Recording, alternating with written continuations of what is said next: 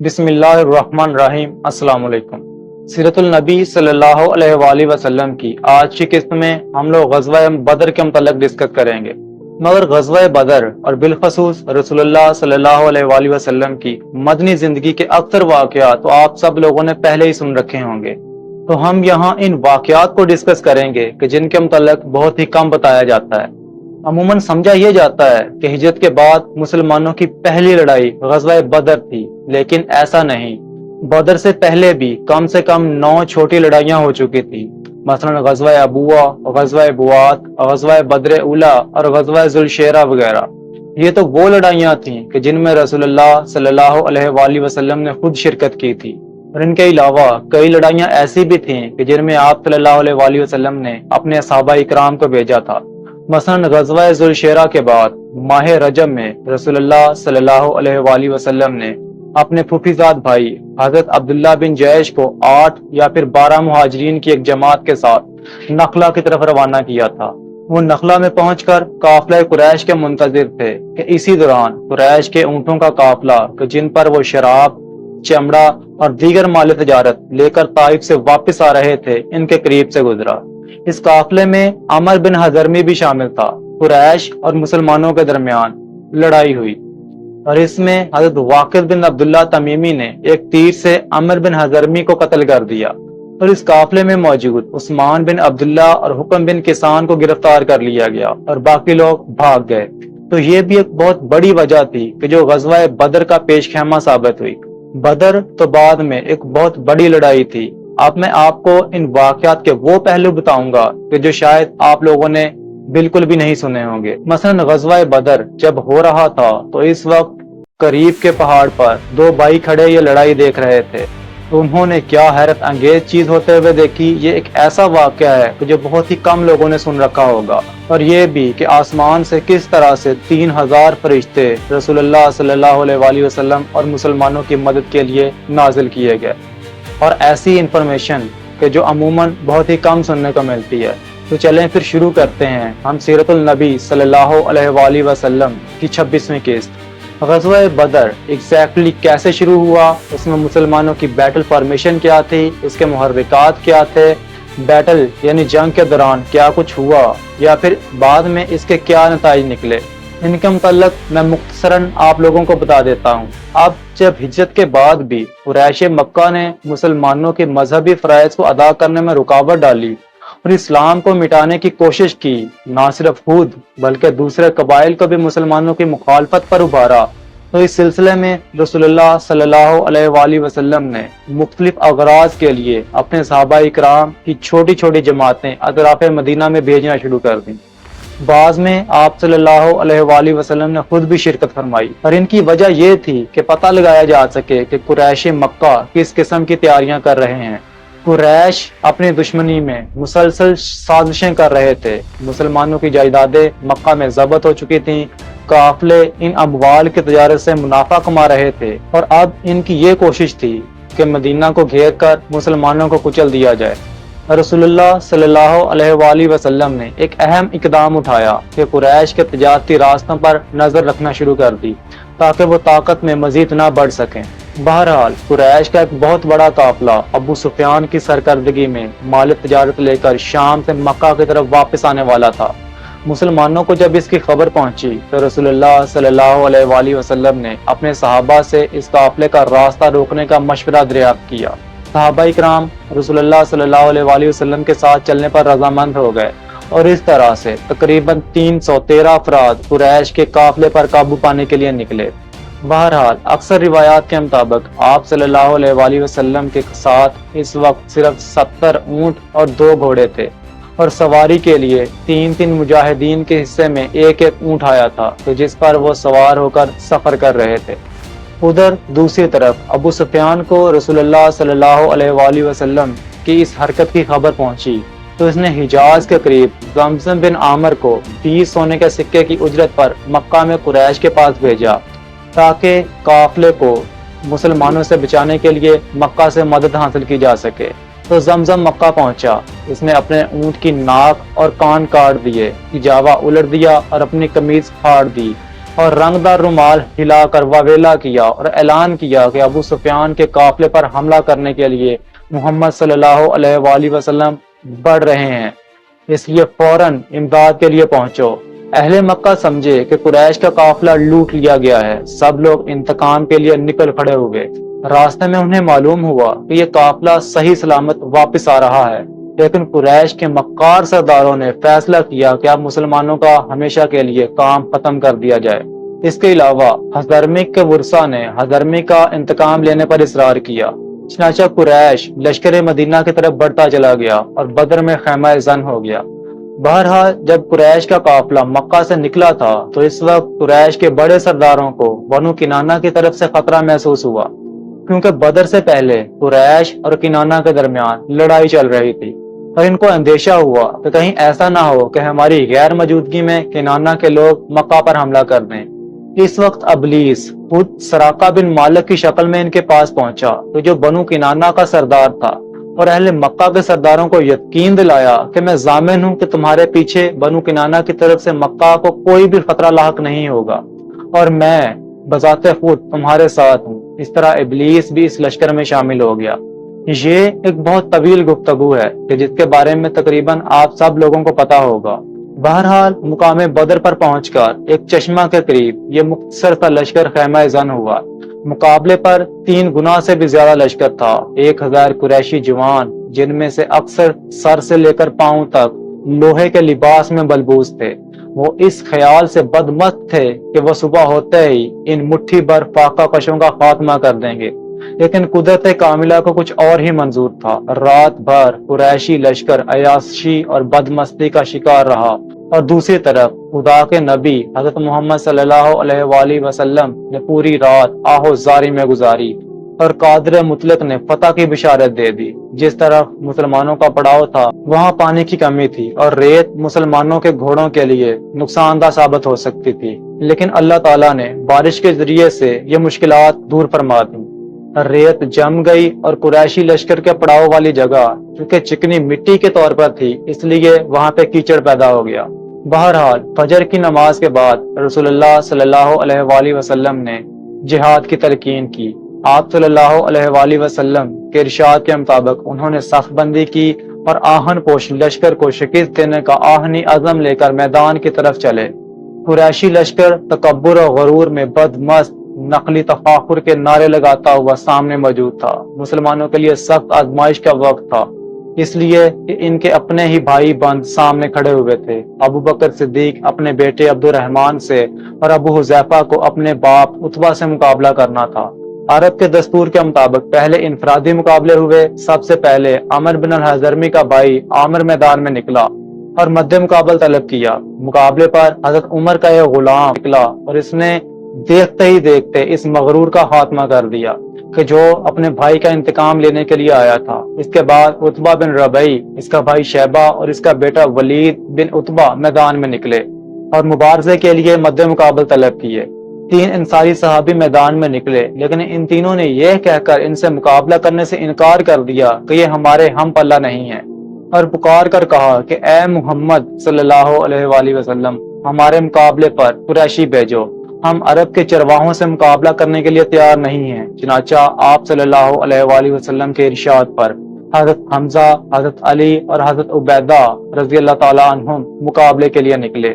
مغرور قریشی سرداروں نے ان کے نام پوچھے اور کہا کہ ہاں تم ہمارے ہم پلہ ہو۔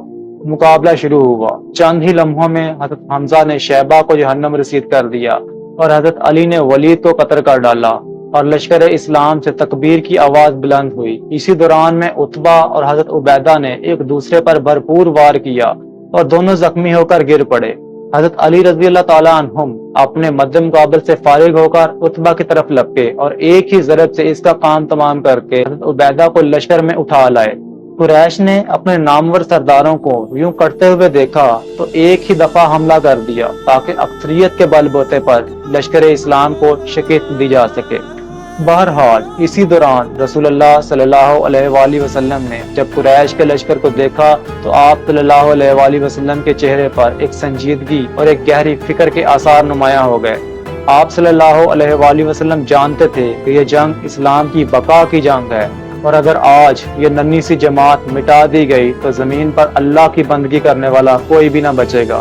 پھر آپ صلی اللہ علیہ وآلہ وسلم نے اپنا رخ قبلہ کی طرف کیا، ہاتھ آسمان کی طرف بلند کیے اور دل کی گہرائیوں سے اپنے رب کو پکارنے لگے کہ اے اللہ، تو نے مجھ سے جو وعدہ کیا تھا اسے پورا فرما۔ اے اللہ، تو نے جو نصرت کا وعدہ فرمایا تھا وہ مجھے عطا فرما۔ اے اللہ، اگر آج یہ تھوڑی سی جماعت ہلاک ہو گئی تو زمین پر تیرا نام لینے والا کوئی بھی نہ بچے گا۔ آپ صلی اللہ علیہ وآلہ وسلم بار بار دہراتے رہے، رو رو کر دعا کرتے رہے اور اپنے ہاتھ آسمان کی طرف بلند رکھے، یہاں تک کہ آپ کی مبارک چادر آپ کے کندھوں سے سرک کر زمین پر گر پڑی۔ اسی لمحے حضرت ابو بکر صدیق رضی اللہ تعالیٰ عنہ آگے بڑھے، انہوں نے چادر اٹھائی، پیار اور ادب سے آپ صلی اللہ علیہ وآلہ وسلم کے کندھوں پر ڈالی، پھر آپ کے قریب آ کر عرض کیا کہ یا رسول اللہ بس کیجئے۔ آپ نے اپنے رب کو خوب پکارا، خوب گڑ گڑائے، یقین رکھیں کہ اللہ اپنے وعدے کو ضرور پورا کرے گا۔ یہ الفاظ ابھی حضرت ابوبکر صدیق کی زبان پر ہی تھے کہ آسمان سے وحی نازل ہوئی۔ قرآن کریم کی آیت گویا بدر کے میدان میں گونجی کہ جب تم اپنے رب سے مدد مانگ رہے تھے تو اس نے تمہاری دعا قبول فرما لی کہ میں تمہاری مدد 1000 فرشتوں سے کروں گا کہ جو ایک دوسرے کے پیچھے آتے جائیں گے۔ اسی لمحہ آسمان کے دروازے کھلے، نورانی قافلے اترنے لگے، فرشتے انسانی صورتوں اور سفید پوشاک میں گھوڑوں پر سوار اقدم ہیزوم کی صدائیں بلند کرتے ہوئے بدر کے میدان میں اترے۔ یوں اللہ تعالیٰ نے اپنے محبوب صلی اللہ علیہ وآلہ وسلم کی دعا کو شرف قبولیت بخشا اور فرشتوں کی فوجیں مسلمانوں کی نصرت کے لیے میدان میں اتری۔ یہ ایک بہت طویل گفتگو ہے، میرا نہیں خیال کہ 2 قسطیں بھی اسے مکمل طور پر کور کر پائیں گی، لیکن غزوہ بدر کے واقعات میں سے ایک بات ایسی ہے جو میں آپ کے ساتھ ضرور شیئر کرنا چاہوں گا، اور وہ یہ کہ اس بیٹل یعنی اس لڑائی میں فرشتے بالخصوص شامل ہوئے تھے، اور یہ بات قرآن پاک میں مینشن ہے سورہ آل عمران کی 123 اور 124 نمبر آیت، جس میں اللہ تعالیٰ فرما رہے ہیں کہ بدر میں جب تم لوگ انتہائی کمزور تھے تو ہم نے تمہاری مدد کے لیے 3000 فرشتے بھیجے، اور پھر اللہ تعالیٰ نے یہ بھی فرمایا کہ ان فرشتوں کا بھیجنا صرف تمہاری تسلی کے لیے تھا، ورنہ مدد تو صرف اللہ ہی کی ہوتی ہے۔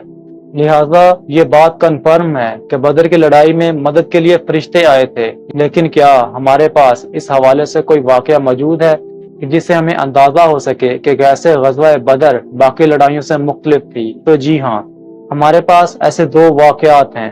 حضرت ابن عباس رضی اللہ تعالیٰ عنہ بتاتے ہیں کہ غزوہ بدر کے طویل عرصے کے بعد بنی غفار کے ایک آدمی نے مجھے بتایا، اور آپ کو یاد ہوگا کہ بنی غفار پہاڑوں میں رہنے والے بڑے سخت لوگ تھے جو قافلوں وغیرہ کو لوٹ لیا کرتے تھے۔ تو اس آدمی نے ابن عباس کو بتایا کہ جب بدر کی لڑائی ہو رہی تھی تو اس وقت میں اور میرا ایک کزن ہم لوگ اونچے پہاڑ پر چڑھ کر ایک ایسی جگہ کھڑے ہو گئے کہ جہاں سے ہمیں پورا بدر صاف دکھائی دے رہا تھا، لیکن ہمیں کوئی اور نہیں دیکھ سکتا تھا، اور اس طرح چھپ کر کھڑے ہو کر دیکھنے کے پیچھے ہمارا مقصد تھا کہ ہم لڑائی دیکھیں گے اور جو بھی جیتتا ہوگا بعد میں اس کے ساتھ شامل ہو جائیں گے اور مال غنیمت لوٹیں گے۔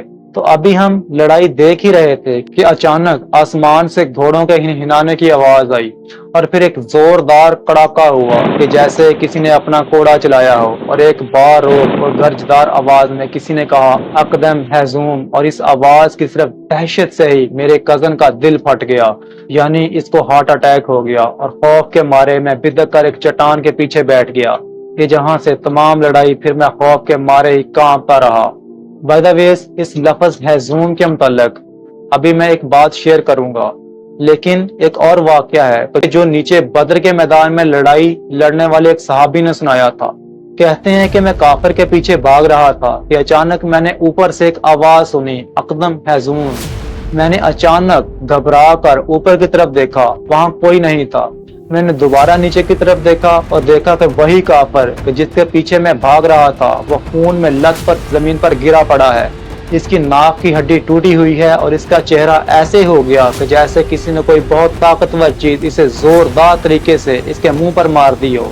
اس کا چہرہ مکمل طور پر پھٹ چکا تھا۔ بعد میں اس صحابی نے جب رسول اللہ صلی اللہ علیہ وآلہ وسلم کو یہ واقعہ سنایا تو آپ صلی اللہ علیہ وآلہ وسلم نے فرمایا کہ یہ ایک ایسے فرشتے نے مارا تھا کہ جو تیسرے آسمان سے آیا تھا، اور ہیزوم اس فرشتے کے گھوڑے کا نام تھا۔ جب پہاڑ پر کھڑے دو کزنز نے ہیزوم کے ہنہنانے کی آواز سنی تو فرشتے نے جیسے اسے روکتے ہوئے گرجدار آواز میں اس کا نام لیا تھا، ہیزوم، اور پھر اپنا کوڑا چلایا تھا جو کزنز کو ایک کڑک کی طرح سنائی دیا تھا۔ اور پھر وہی فرشتہ جس نے اقدم ہیزوم کہا، یعنی آگے بڑھو ہیزوم، تو اس وقت وہ فرشتہ کافر کے منہ کو چیر دینے کے لیے نیچے آیا تھا۔ اب ذرا ایک منٹ کے لیے امیجن کریں کہ کس قدر طاقتور ہوگا وہ فرشتہ اور کیسا ہی طاقتور ہوگا اس کا گھوڑا ہیزوم۔ بہرحال بدر مسلمانوں کے لیے ایک بہت بڑی فتح تھی۔ اس میں کفار کے کئی بڑے سردار مارے گئے، مثلا ابو جہل۔ اب یہ بات سچ ہے کہ ابو جہل پر معاذ اور معوذ رضی اللہ تعالیٰ عنہم نامی دو کم عمر لڑکوں نے اٹیک کیا تھا، لیکن انہوں نے ابو جہل کو صرف شدید زخمی کیا تھا۔ لیکن جب لڑائی ختم ہو گئی تو رسول اللہ صلی اللہ علیہ وآلہ وسلم نے فرمایا کہ ایسا کون ہے جو ابو جہل کی خبر لائے۔ یہ سن کر حضرت عبداللہ بن مسعود گئے۔ عبداللہ ابن مسعود رضی اللہ تعالیٰ عنہم نے دیکھا کہ ابو جہل تو ابھی تک زندہ ہے اور اس کی سانسیں چل رہی ہیں، تو ابن مسعود اس کے قریب کھڑے ہوئے اور بولے کہ اے اللہ کے دشمن، کیا آج تجھے یقین آیا کہ کیسے اللہ نے تجھے رسوا کیا؟ تو آگے سے آپ اس کافر کا تکبر چیک کریں کہ اس وقت بھی وہ بولا کہ دکھ تو اس بات کا ہے کہ موت ہوئی بھی تو کسانوں کے ہاتھوں، کاش کہ مجھے کسی جنگجو نے مارا ہوتا۔ پر اے بکریاں چرانے والے چرواہے، کیا آج تو اس قدر بڑا ہو گیا کہ میرے جیسے سردار کو قتل کر رہا ہے؟ ابن مسعود رضی اللہ تعالیٰ عنہ بکریاں چرایا کرتے تھے اور ابو جہل نے اسے تنزیہ انداز میں چرواہا کہا تھا، لیکن پھر اس کے بعد حضرت ابن مسعود نے اسے وہیں پر ہی ختم کر دیا اور آپ اس کی تلوار لے کر نبی کریم صلی اللہ علیہ وآلہ وسلم کے پاس گئے، جو نبی کریم صلی اللہ علیہ وآلہ وسلم نے واپس پھر عبداللہ ابن مسعود کو ہی دے دی۔ تو بڑی خوبصورت تلوار تھی، اس پر چاندی کا ایک بہت خوبصورت ڈیزائن کیا ہوا تھا، اور آپ صلی اللہ علیہ وآلہ وسلم نے ابو جہل کی لاش دے کر فرمایا تھا کہ یہ اس امت کا فرعون ہے۔ بدر میں ایک صحابی تھے حضرت عکاشہ ابن محسن رضی اللہ تعالیٰ عنہ، تو لڑائی کے دوران ان کی تلوار ٹوٹ گئی اور رسول اللہ صلی اللہ علیہ وآلہ وسلم نے وہیں پر انہیں لکڑی کی ایک چھڑی پکڑا دی، اور دیکھنے والوں نے دیکھا کہ عکاشہ کے پاس آتے ہی وہ چھڑی ایک تیز دھاری دار تلوار کے اندر تبدیل ہو گئی۔ بعد میں عکاشہ نے ساری زندگی اس تلوار کو اپنے پاس محفوظ رکھا تھا، اور ان کی وفات کے بعد یہ تلوار کئی صدیوں تک ان کی نسل میں چلتی رہی، بلکہ عکاشہ رضی اللہ تعالیٰ عنہ نے اس کا ایک نام بھی رکھا تھا، یعنی عون، یعنی مدد، کیونکہ وہ رسول اللہ صلی اللہ علیہ وآلہ وسلم نے مدد کے طور پر انہیں عطا کی تھی۔ بہرحال بدر میں مسلمانوں کی فتح ہوئی اور جتنے بھی کفار کی لاشیں تھیں وہ نبی کریم صلی اللہ علیہ وآلہ وسلم نے ایک بڑے سے گھڑے کے اندر ایک ساتھ پھینکوا دی، اور خود آپ صلی اللہ علیہ وآلہ وسلم اس گھڑے کے کنارے کھڑے ہو گئے، اور صحابہ کرام نے دیکھا کہ آپ نام لے لے کر ان مرے ہوئوں کو مخاطب کر رہے تھے کہ اے فلاں ابن فلاں، کیا اب تجھے اللہ کے وعدے پر یقین آیا؟ عمر ابن خطاب رضی اللہ تعالیٰ عنہ بولے کہ یا رسول اللہ، یہ لوگ تو مر چکے ہیں۔ تو نبی کریم صلی اللہ علیہ وآلہ وسلم نے فرمایا کہ یہ مجھے تم سے زیادہ سن رہے ہیں، فرق صرف اتنا ہے کہ آج یہ جواب نہیں دے رہے۔ جب رسول اللہ صلی اللہ علیہ وآلہ وسلم جنگ سے فارغ ہوئے تو آپ صلی اللہ علیہ وآلہ وسلم نے حضرت زید بن حارثہ کو فتح کی خوشخبری دینے کے لیے مدینہ میں بھیجا، اور اسی سلسلے میں حضرت عبداللہ بن رواحہ کو اہل عالیہ یعنی مدینہ کی بالائی آبادی کی طرف بھیجا۔ جب حضرت زید مدینہ پہنچے تو آپ نے دیکھا کہ جنت البقیع میں حضرت رقیہ رضی اللہ تعالی عنہا کہ جو رسول اللہ صلی اللہ علیہ وآلہ وسلم کی لخت جگر تھیں، ان کو دفن کیا جا رہا تھا۔ دراصل جب رسول اللہ صلی اللہ علیہ وآلہ وسلم غزوہ بدر کے لیے نکلے تھے تو آپ صلی اللہ علیہ وآلہ وسلم کی بیٹی حضرت رقیہ بہت زیادہ بیمار تھیں، تو آپ صلی اللہ علیہ وآلہ وسلم نے حضرت عثمان بن عفان ذو النورین کو وہیں مدینہ میں رہ کر حضرت رقیہ کی دیکھ بھال کرنے کا حکم دیا، اور اسی وجہ سے وہ غزوہ بدر میں شرکت نہ کر پائے تھے۔ بہرحال آپ صلی اللہ علیہ وآلہ وسلم کی عادت مبارکہ تھی کہ آپ صلی اللہ علیہ وآلہ وسلم جنگ کے بعد 3 دن تک میدان جنگ میں ہی قیام کیا کرتے تھے۔ تو 3 دن گزر جانے کے بعد آپ صلی اللہ علیہ وآلہ وسلم مدینہ واپس آ گئے، اور آپ کے ساتھ کفار کے 70 قیدی بھی تھے۔ آپ صلی اللہ علیہ وآلہ وسلم نے جنگ کے قیدیوں کو صحابہ کرام میں تقسیم کر کے انہیں آرام سے رکھنے کا حکم دیا۔ صحابہ کرام نے اپنے قائد کے فرمان پر اس حد تک عمل کیا کہ خود کھجوریں کھا کر قیدیوں کو کھانا کھلایا۔ صحابہ کرام سے ان کے بارے میں مشورہ طلب کیا گیا تو حضرت عمر فاروق رضی اللہ تعالیٰ عنہ نے کہا کہ ان کو قتل کر دیا جائے تاکہ قریش کی قوت ختم ہو سکے، اور حضرت ابو بکر صدیق نے فدیہ لے کر چھوڑ دینے کا مشورہ دیا۔ رسول اللہ صلی اللہ علیہ وآلہ وسلم نے حضرت ابو بکر سے اتفاق کرتے ہوئے اسیران جنگ کو فدیہ لے کر چھوڑ دیا۔ جو قیدی غربت کی وجہ سے فدیہ ادا نہ کر سکتے تھے اور پڑھے لکھے تھے، انہیں 10 مسلمانوں کو پڑھنے لکھنا اور سکھانے کے عوض رہا کر دیا گیا۔ یہ قیدی حسن سلوک سے اس حد تک متاثر ہوئے کہ ان میں سے بہت سے مشرف با اسلام ہو گئے، کہ جن میں حضرت عباس بن عبد المطلب اور حضرت عقیل بن ابو طالب رضی اللہ تعالیٰ عنہ شامل ہیں۔ اور دوسری طرف غزوہ بدر کی گونج ابھی بدر کے میدان میں ہی تھی کہ قریش کے شکست خوردہ لشکر کی خبر مکہ پہنچی۔ ایک قاصد جو شکست کی خبر لانے والا تھا گھوڑے کو دوڑاتا ہوا شہر میں داخل ہوا۔ لوگوں نے گھبرا کر پوچھا کہ کیا خبر لائے ہو؟ قاصد چیخ کر بولا کہ قریش کے سردار قتل ہو گئے، ابو جہل مارا گیا، عتبہ، شیبہ اور ولید سب ختم ہو گئے۔ یہ خبر سنتے ہی پورے مکہ میں کوہرام مچ گیا، ہر گھر سے رونے کی آوازیں بلند ہونے لگیں۔ وہ قریش جو کل تک اپنی طاقت اور جاہ و جلال پر ناز کرتے تھے، آج بے بسی اور غم میں ڈوبے تھے۔ لیکن ابو سفیان نے انہیں روکا اور کہا کہ خبردار، زیادہ ماتم نہ کرو، اگر محمد اور اس کے ساتھیوں کو پتہ چل گیا کہ ہم ٹوٹ گئے ہیں تو وہ خوش ہو جائیں گے۔ یوں ظاہری طور پر قریش نے صبر کا لبادہ اوڑھ لیا، مگر دلوں میں انتقام کی آگ بھڑکنے لگی۔ یہی آگ کچھ ہی عرصے بعد غزوہ احد کی شکل میں دہاڑنے والی تھی۔ اب اگلی اقساط میں ہم آپ صلی اللہ علیہ وآلہ وسلم کے مختلف غزوات کے بارے میں ڈسکس کریں گے۔ تب تک کے لیے اللہ حافظ، فی امان اللہ۔